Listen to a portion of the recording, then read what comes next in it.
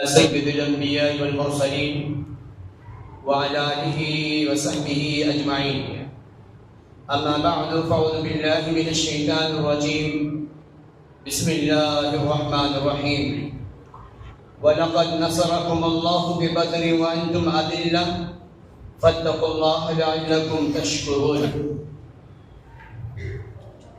معزز سامعین کرام، حاضرین، اسلامی بھائیوں، تمام قسم کی تعریفات و توصیفات، حمد و ثنا، کبریائی و برتری اللہ رب العالمین کی ذات کے لیے مختص ہے، جو ہم سب کا خالق و مالک ہے. درود و سلام ہو سامعین کوثر شافی محشر پر، جس کے بے شمار احسانات ہیں ہمارے اوپر. اللہم صلی علی محمد وعلی آل محمد. سامعین، آج کے درس کا عنوان ہے غزوہ بدر. رمضان المبارک کا یہ مقدس مہینہ بہت ہی آسانی کے ساتھ گزرتا رہا، یہاں تک کہ ہم لوگ رمضان المبارک کے آخری عشرے میں داخل ہو چکے ہیں. رمضان میں ہی حق اور باطل کے درمیان فرق کرنے والی ایک ایمان والے مجاہدین کا لشکر اور ایک طرف مشرکین اینڈ کمپنی سے مقابلہ ہوا. وہ 17 رمضان المبارک تھا. 2 ہجری کو مدینہ طیبہ سے 80 میل کے فاصلے پر یہ عمل وجود میں آیا.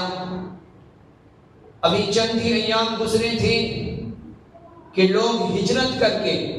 مکہ المکرمہ سے مدینہ طیبہ پہنچے تھے، اور مدینہ کے انصار صحابی نے مدد کی تھی مکہ والوں کی.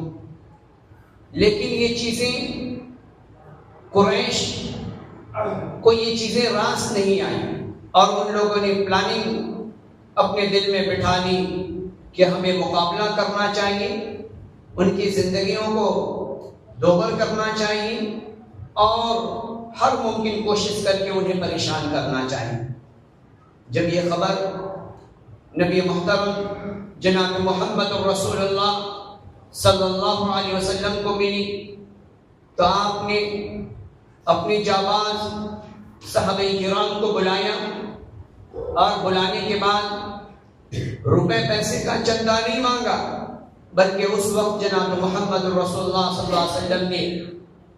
صحابہ کرام سے اپنی جان کا چندہ مانگا. تو یہ وہ نفوس قدسیہ کی جماعت تھی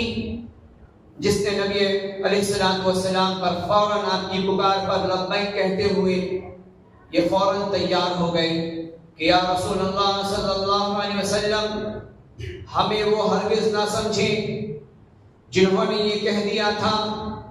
بنی اسرائیلیوں نے کہ موسیٰ اور موسیٰ کا رب جائیں اور لڑے اور مقابلہ کریں، اور ہم جانے کو تیار نہیں، بلکہ ہم یہیں پر بیٹھ کر اس مقابلے کا ہم جائزہ لیں گے. یا رسول اللہ، آپ ایسا ہرگز نہ سمجھیں، ہم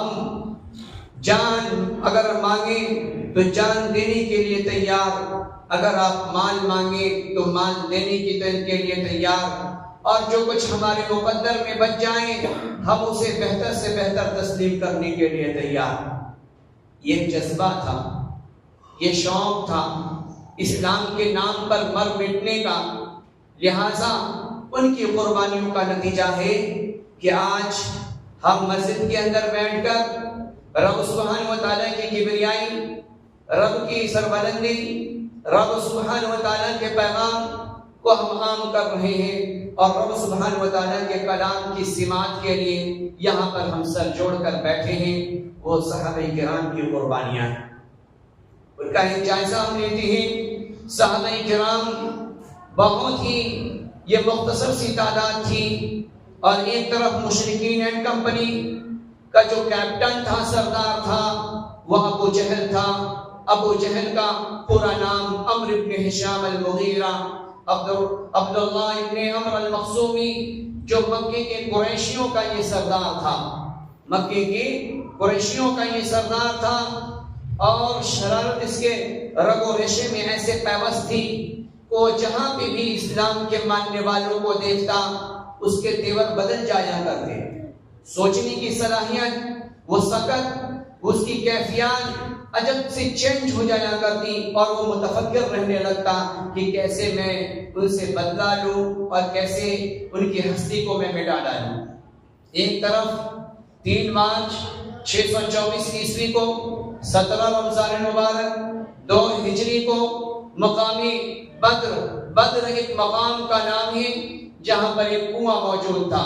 اور اس کنویں کے ارد گرد نبی علیہ الصلوۃ والسلام جب پہنچے ہیں تو آپ نے صحابہ کرام کے دلجوئی کے لیے آپ نے یہ کہا کہ یہاں پہ عتبہ ہلاک ہوگا، یہاں پہ ابو جہل ہلاک ہوگا، یہاں پہ امیہ ابن خلف ہلاک ہوگا۔ آخرکار جب فوجی دستہ جب ایک دوسرے سے بھڑت ہوئی تو نبی علیہ الصلوۃ والسلام کے چہتوں نے ان ظالموں پر ایسا وار کیا کہ جہاں جہاں پیغمبر عربی صلی اللہ علیہ وسلم نے نشان لگائے تھے وہیں پر عتبہ موجود تھا، وہیں پہ امیہ ابن خلف گرا ہوا تھا، وہیں پر ابو جہل گرا ہوا تھا۔ نبی علیہ الصلوۃ والسلام کی بات، آپ کی نشاندہی ایسی تصدیق ہوئی کہ اسلامک ہسٹری نے وہ تمام کارناموں کو محفوظ کر لیا۔ ایک طرف اسلامی فوج کی کمانڈر جناب محمد رسول اللہ صلی اللہ علیہ وسلم تھے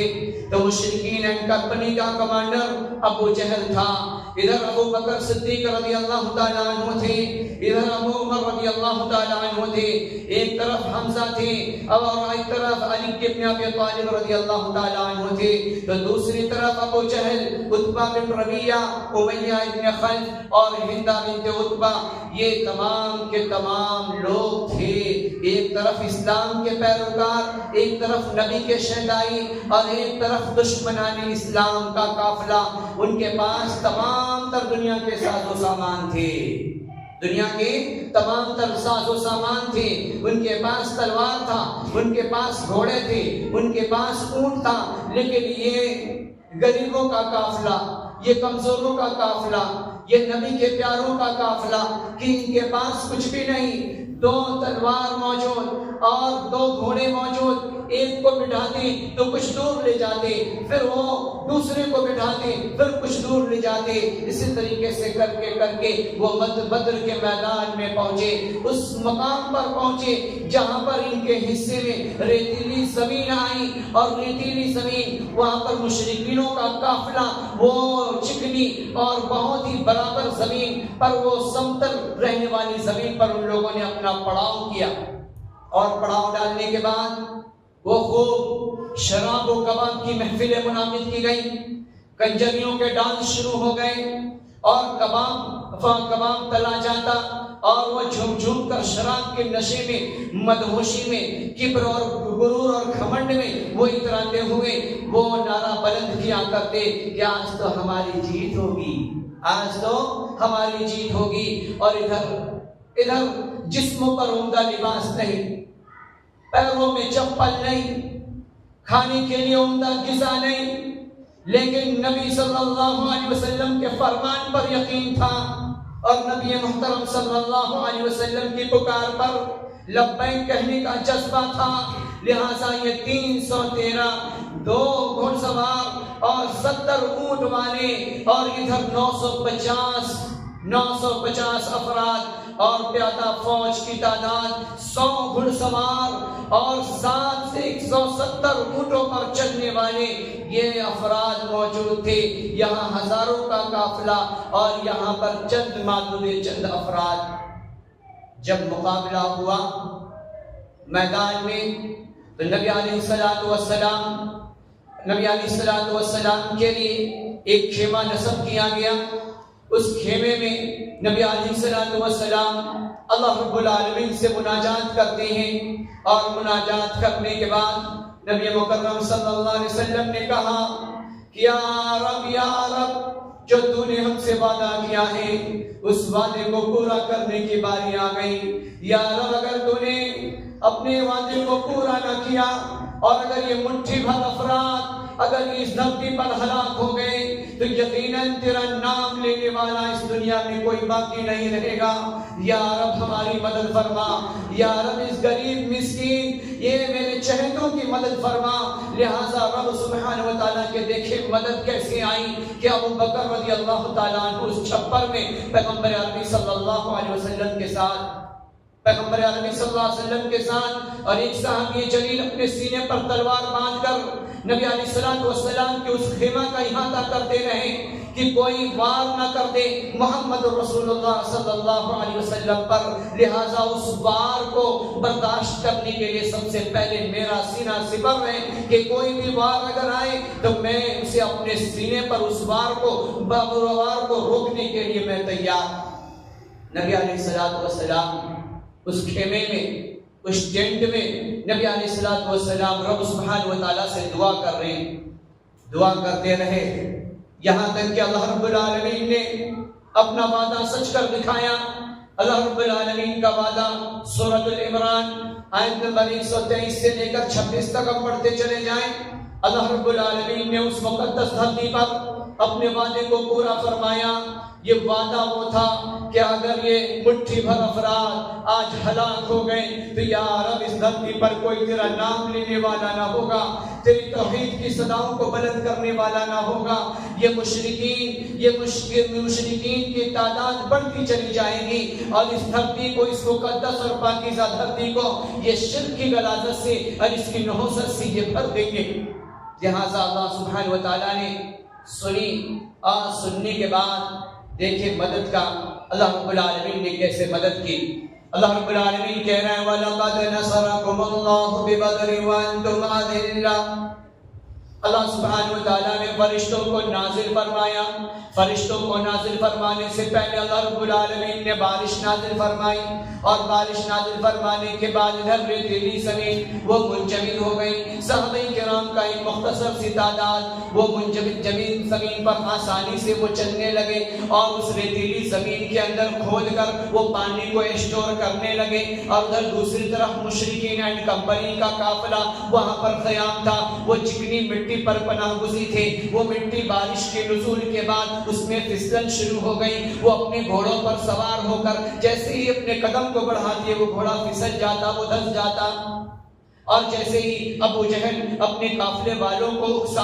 اکسانے کے بعد وہ آگے بڑھنے کی کوشش کرتے، وہ چکنی زمین پر پھسل کر کئی قدم آگے پہنچ جایا کرتے۔ یہ اللہ رب العالمین کی پہلی مدد،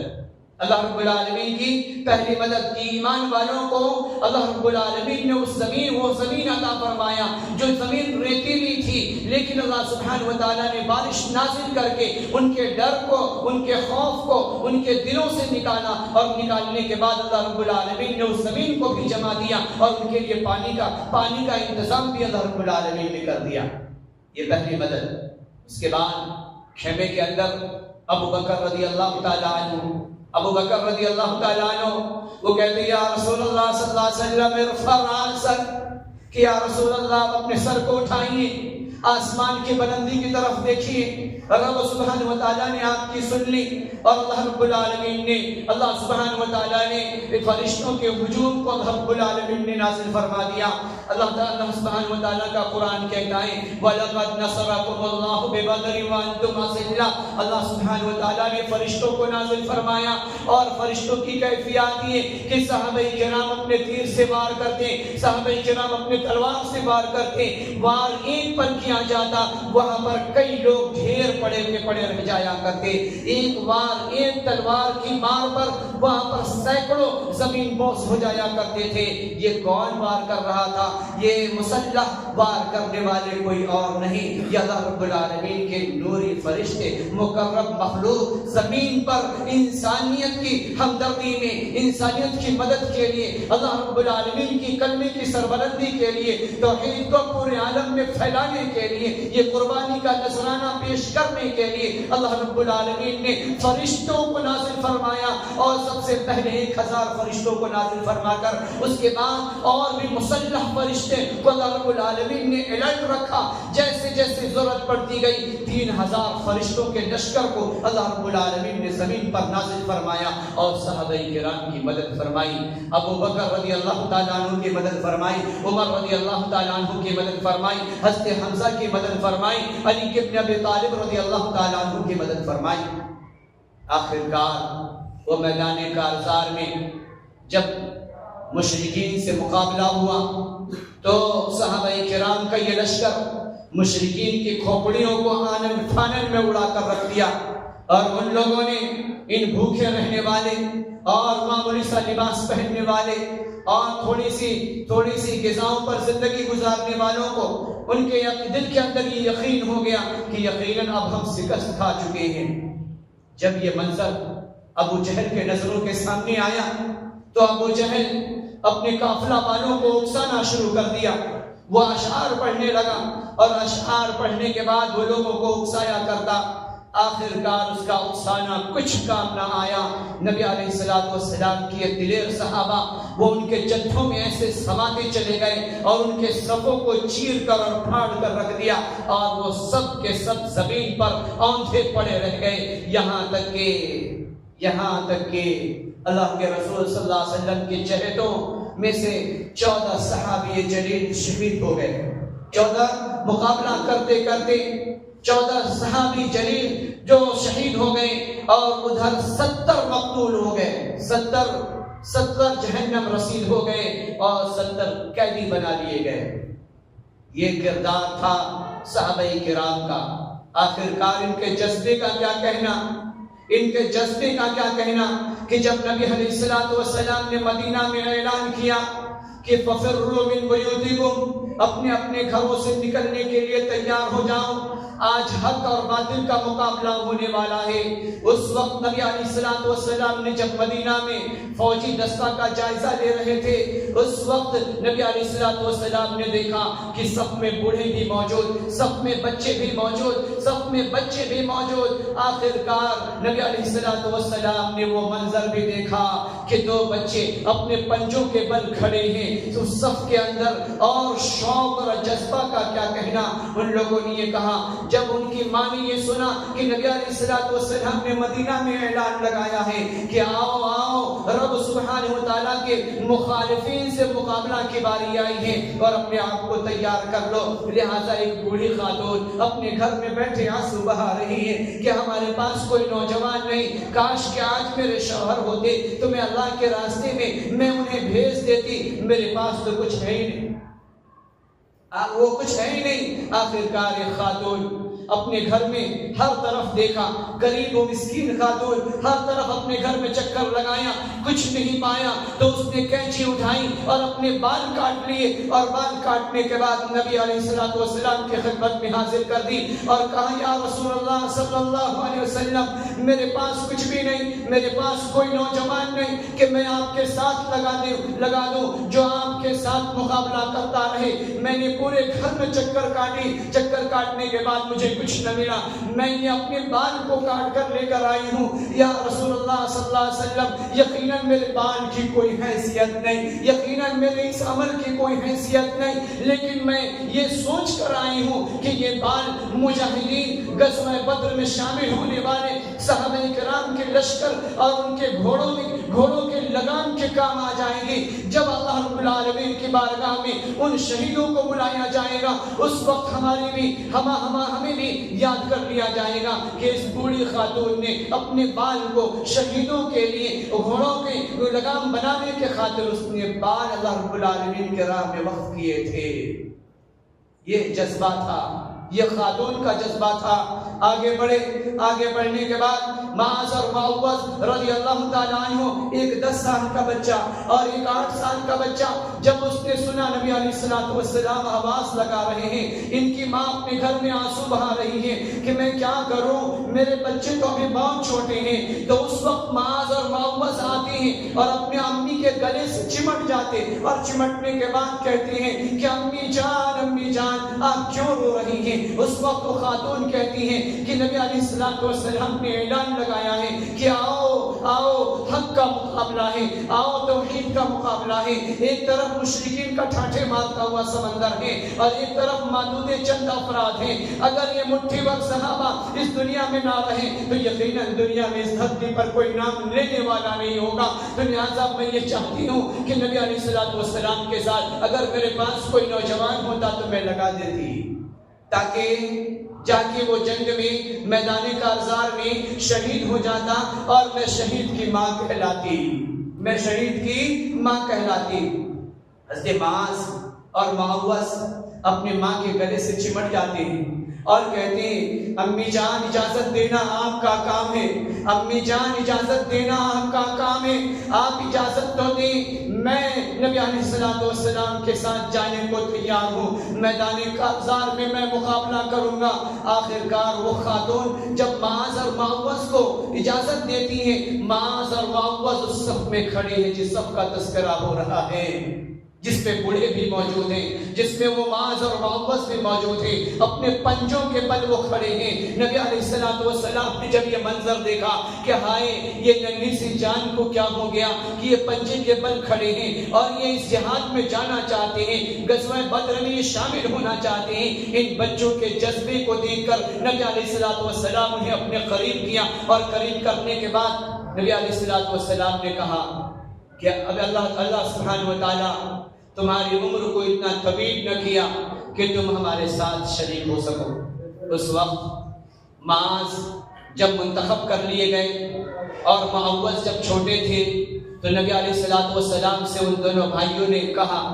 ایک جب فتح پاتا ہے تو دوسرا کہتا ہے کہ یا رسول اللہ صلی اللہ علیہ وسلم آپ اجازت طلب کر دیں، آپ اجازت مرحمت فرما دیں، اور اگر یقین نہیں تو آپ دونوں کا مقابلہ کرا دیں۔ لہٰذا معاذ اور معوذ میں جب مقابلہ ہوتا ہے تو چھوٹا بھائی اپنے بڑے بھائی کے کان میں یہ کہتا ہے کہ بھائی تو منتخب کر لیا گیا، تیرا کچھ نہیں بگڑنا، تو جا کر رہے گا، لیکن ہماری یہ تمنا ہے کہ میں بھی میدان کارزار میں جاؤں، میں اپنی امی کا سپنا پورا کر کے میں دکھاؤں، میرے بھائی میں اپنے تھوڑی سی اپنے آپ کو جھکتا آج ثابت کر دے اور نبی علیہ السلام کے ساتھ جانے کا حقدار مجھے بنا لے۔ لہٰذا ایسا ہی ہوتا ہے کہ بڑا بھائی اپنے چھوٹے بھائی سے ہار جاتا ہے، چھوٹا بھائی اپنے بھائی کے سینے پر سوار ہو جاتا ہے۔ نبی علیہ السلام اس منظر کو دیکھتے ہیں اور نبی علیہ السلام کا چہرہ خوشی سے جھوم اٹھتا ہے۔ آخر کار وہ معاذ اور معوذ دونوں منتخب کر لیے جاتے ہیں، منتخب کرنے کے بعد میدان کارزار میں لائے جاتے ہیں۔ حضرت عبد الرحمن ابن عوف کے پاس معاذ اور معوذ آتے ہیں اور آنے کے بعد نبی علیہ السلام کے بارے میں وہ معاذ اور معوذ عبد الرحمن ابن عوف سے پوچھتے ہیں کہ ابو جہل کون ہے؟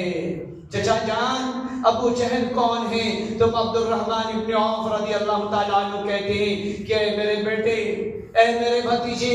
تمہیں ابو جہل سے کیا سروکار؟ اس وقت معاذ اور معوذ نے کہا، سنا ہے گالیاں دیتا ہے محبوب باری کو، ماریں گے یا مر جائیں گے ناری کو، سنا ہے گالیاں دیتا ہے محبوب باری کو کہ جناب محمد رسول اللہ صلی اللہ علیہ وسلم کو ابو جہل ملعون کائنات کا امین محمد رسول اللہ صلی اللہ علیہ وسلم کو گالیاں دیا کرتا ہے، لہذا آج اس کے نام کو ہم صفحہ ہستی سے مٹا کر دم لیں گے۔ ان دونوں بچوں کے جذبہ کا کیا کہنا؟ عبد الرحمن ابن عوف رضی اللہ تعالیٰ عنہ نے جیسے ہی اشارہ کیا کہ یہ جو اپنے فوجی دستہ کو اکسا رہا ہے، اشعار پڑھ رہا ہے اور لوگوں کو بیدار کر رہا ہے، انہیں لڑائی اور جھگڑے پر، جنگ و جدال پر اکسا رہا ہے، یہ وہی ابو جہل ہے۔ لہٰذا یہ سننا تھا کہ حضرت معاذ اور معوذ ایسے جھپٹ پڑے اور جھپٹنے کے بعد حضرت معاذ اور معوذ میدان کارزار میں پہنچتے ہیں اور ابو جہل کے اوپر وار کرتے ہیں اور خنجر سے ایسا وار کرتے ہیں کہ ابو جہل وہیں پر ڈھیر ہو جاتا ہے اور اس کے سینے پر سوار ہو جاتے ہیں۔ آخر کار حضرت معاذ رضی اللہ تعالی عنہ کا جب شانہ ایک بدبخت وار کرتا ہے اور وار کرنے کے بعد اس شانے کو کاٹ دیتا ہے، آخرکار میدان کارزار میں وہ اپنے تلوار سے لڑتے رہے یہاں تک کہ جب شام ہو جاتی ہے، وہ ہاتھ ان کے لڑائی میں اور دشمن سے مقابلے میں جب بادھا آتا ہے تو اس ہاتھ کو اپنے پیر تلے دباتے اور اسے کھینچ دیتے کہ اس ہاتھ کی کوئی حیثیت نہیں، کائنات کا امین محمد رسول اللہ صلی اللہ علیہ وسلم کے شان میں گستاخی کرنے والے کے مقابلے کے لیے رب نے ہم سب کو منتخب فرمایا ہے، لہٰذا ہم اس ہاتھ کو اپنے سے جدا کرتے ہیں اور فوراً پیر تلے دبایا اور دبانے کے بعد اپنے جسم سے اس ہاتھ کو جدا کر دیا اور مقابلہ کرتے رہے، آخرکار وہ شہید ہو گئے قرآن کہتا ہے ينزل عليكم من السماء ليطهركم ويذهب عنكم رجز الشياطين وليربط قلوبكم ويثبت به الأقدام، اور آسمان اوپر سے پانی برسا رہا تھا اور تم کو پاک کرے شیطان کی ناپاکی سے جو تمہارے دل کے اندر وسوسے پیدا ہو رہے تھے تم سے دور کرے، اور اللہ رب العالمین تمہارے قدموں کو جما دے۔ معاذ اور معوذ کے اس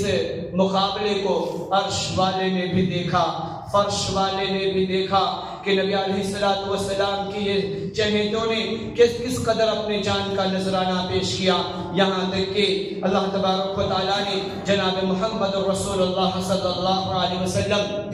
کی تصدیق کرتے ہوئے ابو بکر رضی اللہ تعالیٰ عنہ نے کہا ابشر، اللہ کے رسول نے کہا ابشر یا ابا بکر اتاک نصر اللہ، هذا جبریل آخذ بعنان فرسه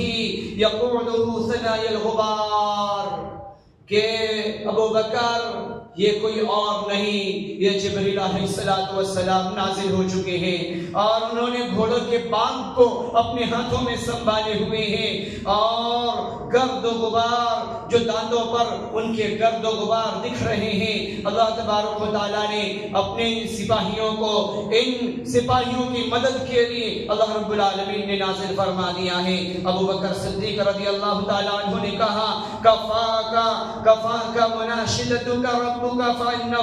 سیجزلک ما وعدک، کہ اے محبوب بس کریں کہ آپ کی دعا اللہ رب العالمین نے عرش والے نے سن لی، اور عرش والے نے سن کر آپ کی مدد کے لیے اللہ رب العالمین نے فرشتوں کو نازل فرما دی۔ صفے باندھ کر کھڑے تھے ایمان والے بھی، صفے باندھ کر کھڑے تھے ایمان والے بھی، خدا والے بھی، محمد والے بھی، قرآن والے بھی، نمائش تھی نہ شوکت تھی، نہ گھوڑے تھے نہ جوڑے تھے، نماز عجز و سجدے تڑپتے تھے جبینوں میں، چٹانوں کی طرح مضبوط دل رکھتے تھے سینوں میں، نہ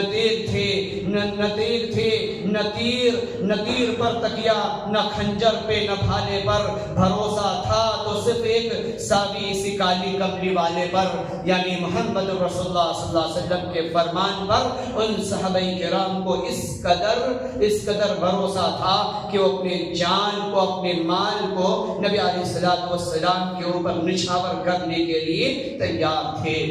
معاذ اور معوذ کی ان جابازی کو دیکھ کر نبی علیہ السلام نے معاذ کے اس جابازی کو دیکھ کر نبی علیہ السلام نے آپ کے لیے دعا کی، اور اللہ رب العالمین نے آپ کے مرتبے کو بلند فرمایا، یہاں تک کہ ابو جہل کو فی النار والسقر جب کر دیا، مچھروں سے اللہ رب العالمین نے نمرود کو تباہ و برباد کر دیا، مکڑی سے گار پر اللہ رب العالمین نے جال بنوا کر دکھلا دیا، اور ایک چڑیا سے آتش نمرود یعنی نمرود نے جو آگ دہکائے تھے ابراہیم علیہ السلام کو جلانے کے لیے، اللہ رب العالمین نے ایک چڑیا سے آتش نمرود پر یعنی نمرود کے آگ پر پانی اللہ رب العالمین نے ڈلوا دیے، اور ابرہہ کے لشکر پر اللہ رب العالمین نے ابابیلوں کو بھیج کر اللہ رب العالمین نے ایمان والوں کی مدد فرمائی، ایمان والوں کی اللہ رب العالمین نے مدد فرمائی۔ ابو جہل جب میدان میں گر پڑا تو اکرمہ نے شدید وار کیے، اور حضرت معاذ کے شانے جب کٹ گئے تو آپ نے اپنے جسم سے جدا کیا، اور جدا کرنے کے بعد آپ نے ایک جملہ کہا کہ وہ درد کی کیا حیثیت، وہ درد کی کیا حیثیت جس کو اس نے درد پہنچایا ہے وہ کائنات کا امین محمد رسول اللہ صلی اللہ علیہ وسلم کی ذات اقدس ہے۔ لہذا حضرت معاذ رضی اللہ تعالی عنہ پوری امت مسلمہ کے نوجوانوں کو یہ سبق دے کر چلے گئے کہ یہ جان رب سبحانہ و تعالیٰ کی امانت ہے۔ جب رب سبحانہ و تعالیٰ کی بارگاہ میں جب جان کا نذرانہ پیش کرنے کی باری آئے تو ہمیں پیچھے ہٹنا نہیں چاہیے۔ یہ اسلام کے وہ ثبوت تھے جنہوں نے اپنے جان کو